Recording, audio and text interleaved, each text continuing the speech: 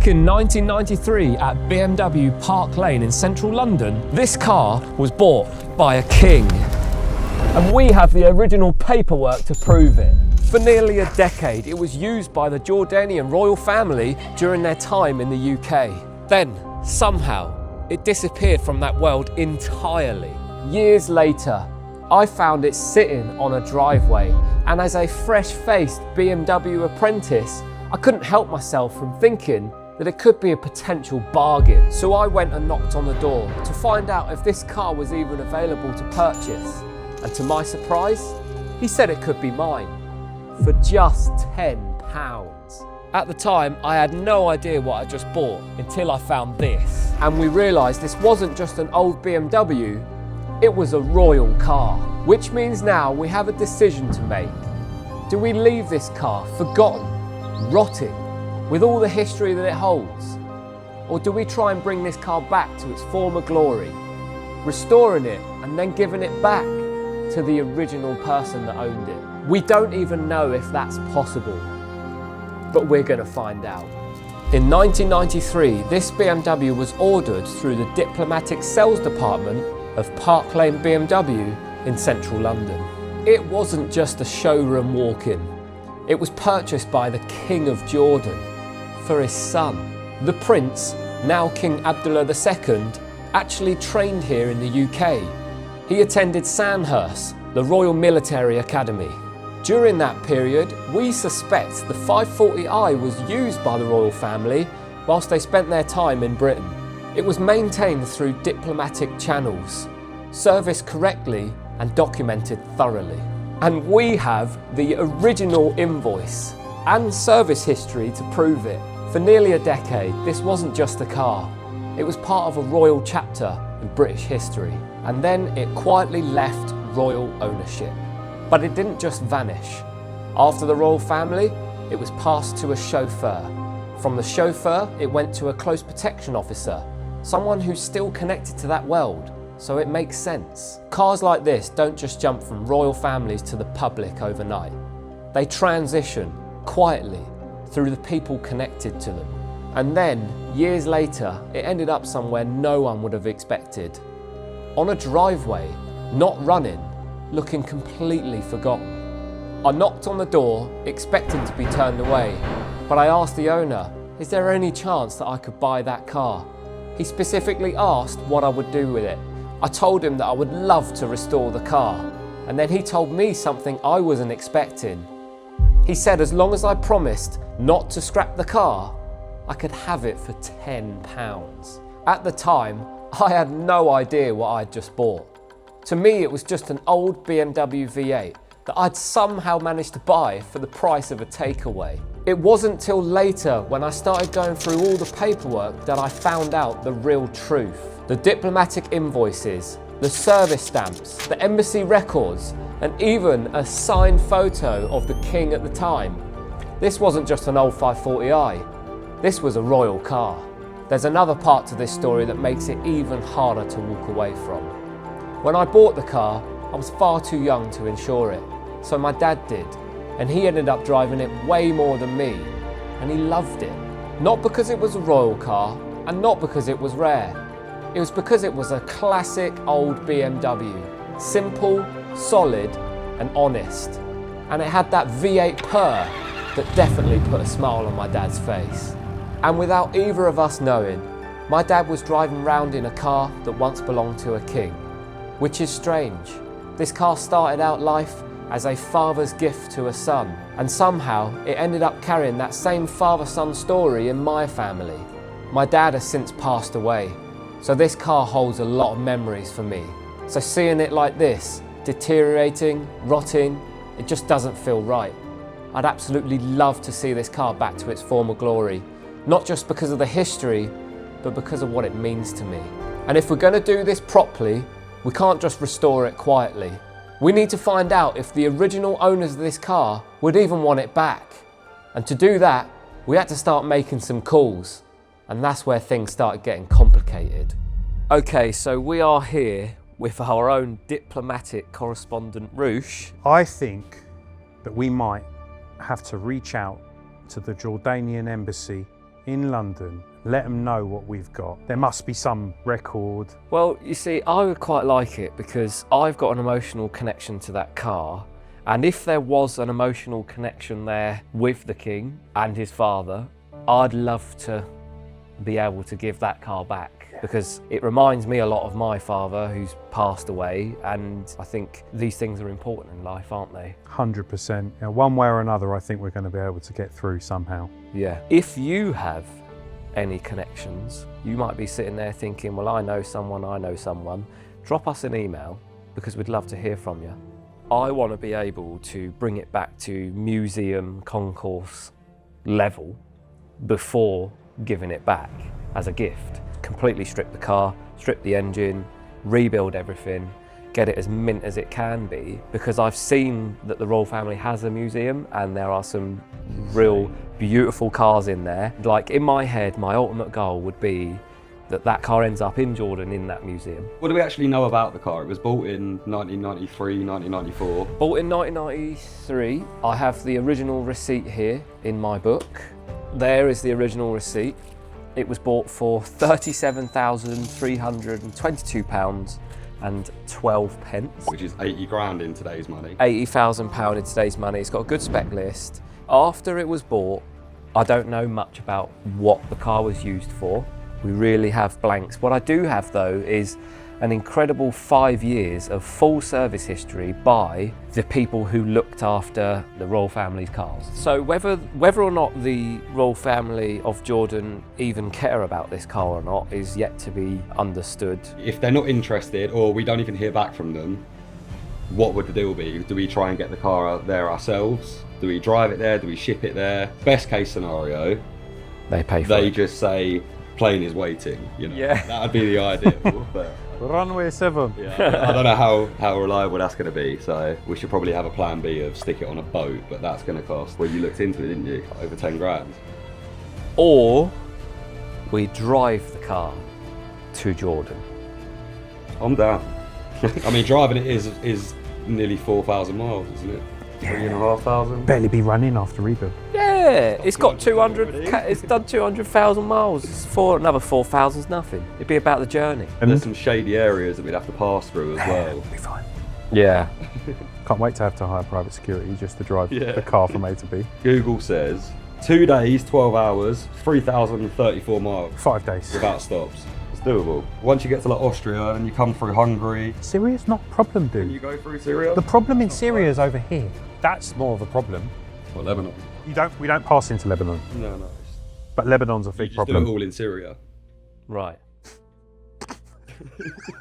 Support vehicle wise, you're going to need one. We don't do that.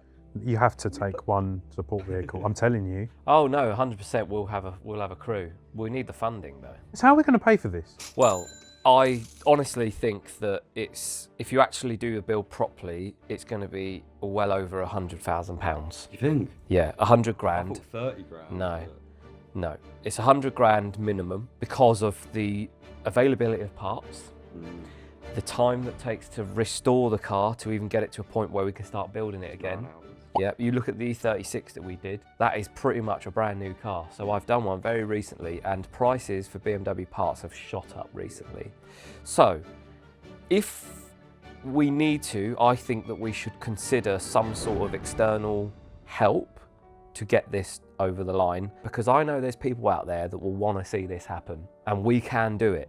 We just don't have the money ourselves to do it. I've had this car for a while now, it means a lot to me, and the last thing I want to do is see this car fade away even more than it already has and end up in a scrapyard. It's too good for that. If this car had no royal ties whatsoever, what sort of prices are we looking at? I think it's 5 grand max. Yeah.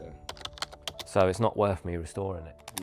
It's because of the story. Yeah. Unfortunately, those cars are just getting rarer and they're not really going up in value because they're not that desirable, but it's a cool car. V8, naturally aspirated, 90s cruiser.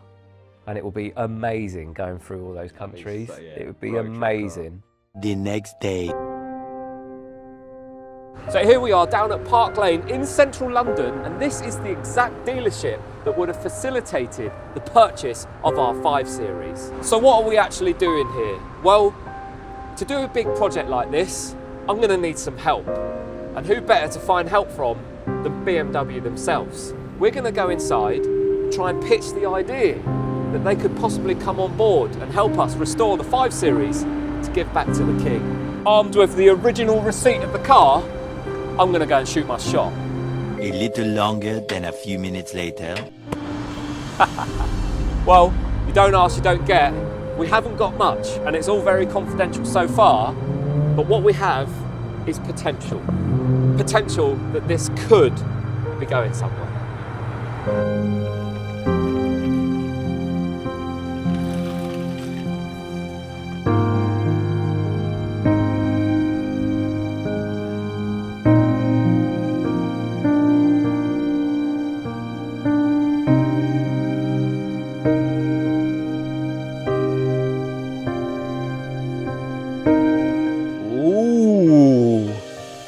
M60 V8, big 4 litre. Right, got the car in the ramp because we want to take a look underneath. Now I know that this car has got quite a lot of structural rust. I don't know how bad it is, and I'm not really excited to find out. But we're going to find out together.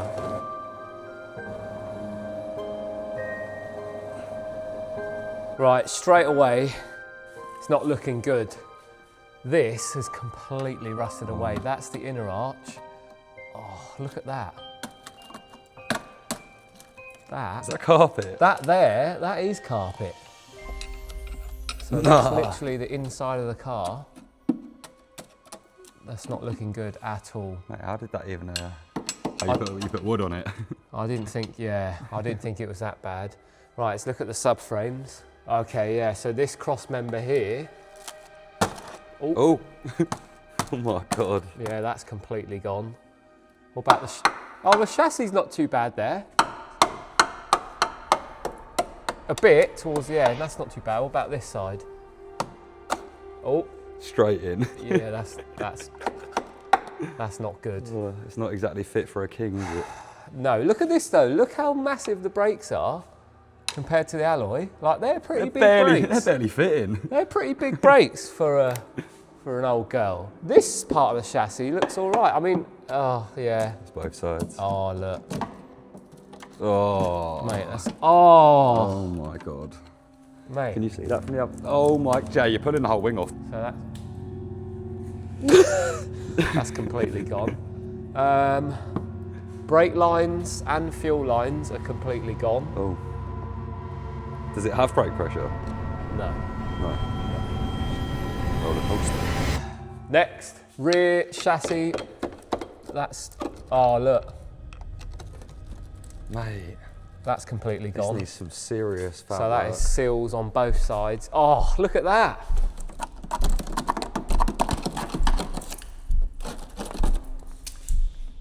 Oh, it's pure rust. Mate. This might be too far gone. No project's too big. Rear subframe. That's solid. I mean, The back of the car's... Oh, look at that up there. Everything I touch on this car rains rust. Look. Everything. If I just touch anything, it's raining rust. This is a massive job. This is why people don't do restorations on YouTube. Mate. 33 years, can you even get all these parts? I highly doubt. I can't imagine a lot of them are available. So what do they remanufacture, or you just eBay? I hope. I hope that BMW comes on board and pulls all of the stuff off the shelves. The archives. That they have, sat there for ages. They're not going to sell them. Come on, help us out. I think we need help. If you have them, which you probably do, right? You've got to have them. So obviously, typically you don't do a crazy amount of restoration fabrication stuff. No. How much is this looking at if you had to take a get? I mean, I'm just walking on rust.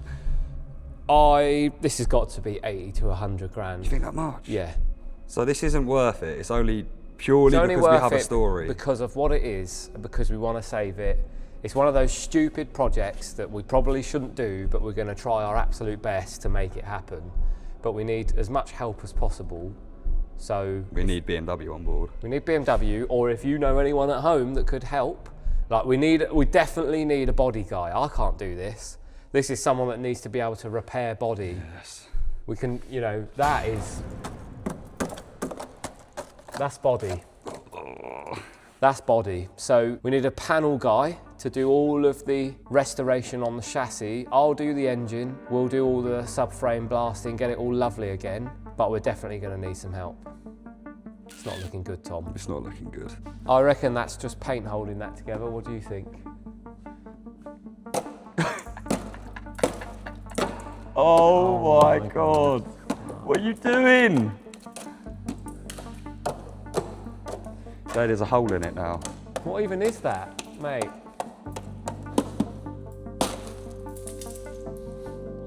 Oh my God. That didn't feel good, but it's got to go. Hang on, is that the rust repair helpline? Hello. Hey, honey. Really rusty car here. Yes, we're leaving shortly. Okay. Shall I just leave your food in the microwave? That was just held together with Hopes and dreams. underseal. Look at this. That's the inner structure of the car. Completely gone as well. That is a huge job. If there's one man for it. But that is huge. Even up to here, it's like there's the jacking point. Oh my God. That was the jacking point.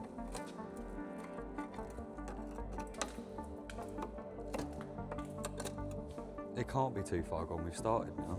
That might have just sealed the fate of the car. I think there's going to be people that take a look at that and just wipe their hands of it. If And we, then get, what? if we get the right people on board. We need help desperately. What's that? Is it like What is that? It's got like a a screw? It's got like a bung in it. It says number 8. I have no idea what that is and where that even was. It came from up there somewhere. Mate. I don't know, man. Let's get this cleaned up. Yeah. That's not the weight saving that you're used to, is it? No. Mate, that's a couple of kilos. Mate, I'm telling you now, that is a couple of kilos. That's a joke. Hello? Who's that? It's BMW. No. They ain't got any parts. None. Right, we've assessed the damage. There's a lot. And also, this might be a bit too ambitious for us. Mate, you can literally see carpet through I the know. floor. Well, let us know in the comments whether you think this is too far gone.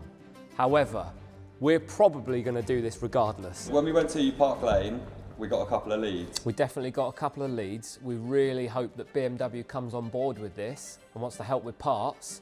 But we also have the number for the Jordanian ambassador. So I am going to give that guy a call now.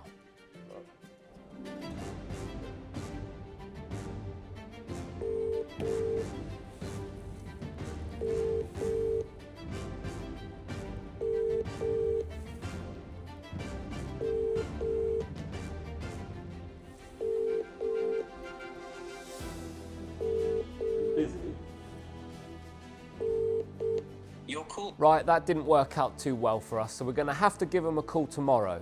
If you've enjoyed this video, don't forget to like, subscribe, and I'll catch you on the... Hang on. No way. No, all right. Hello?